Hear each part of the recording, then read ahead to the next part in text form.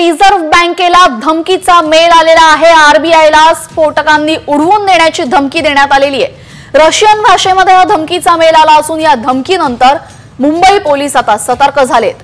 RBI गव्हर्नरच्या ईमेलवर ही धमकी आली असून या धमकीनंतर एमआरए मार्ग पोलीस ठाण्यामध्ये गुन्हा दाखल करण्यात आलेला आहे। ईमेलद्वारे ही धमकी देण्यात आली असून रशियन भाषेमध्ये हा मेल आलेला आहे। यानंतर आता पोलिसात तक्रार करण्यात आलेली आहे।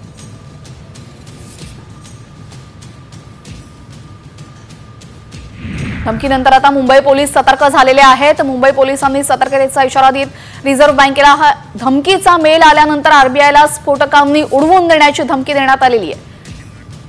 आपल्यासोबत आमचे प्रतिनिधी सचिन जोडले गेलेले आहेत। सचिन, यानंतर काय कारवाई करण्यात येणार आहे आणि काय सतर्कता बाळगण्यात येणार आहे? नक्की सध्या मुंबई पोलिसांच्या एमआरए मार्ग पोलीस ठाण्यामध्ये अनोळखी मेल ज्याने मेल पाठवला होता त्याच्या विरोधात गुन्हा दाखल करण्यात आलेला आहे। काल दुपारी 1च्या सुमारास धमकीचा मेल आलेला आहे। आरबीआयचे गव्हर्नर यांच्या अधिकृत ईमेल आयडी वरती आरबीआयला स्फोटकांनी उडवून देण्यासंदर्भातला मेल आहे आणि रशियन भाषेत हा मेल करण्यात आला। आता नेमका हा मेल कोणी पाठवला आणि त्याचा उद्देश काय त्याची चौकशी आता मुंबई पोलिसांनी सुरू केली आहे। जी, धन्यवाद सचिन आपण दिलेल्या माहितीबद्दल।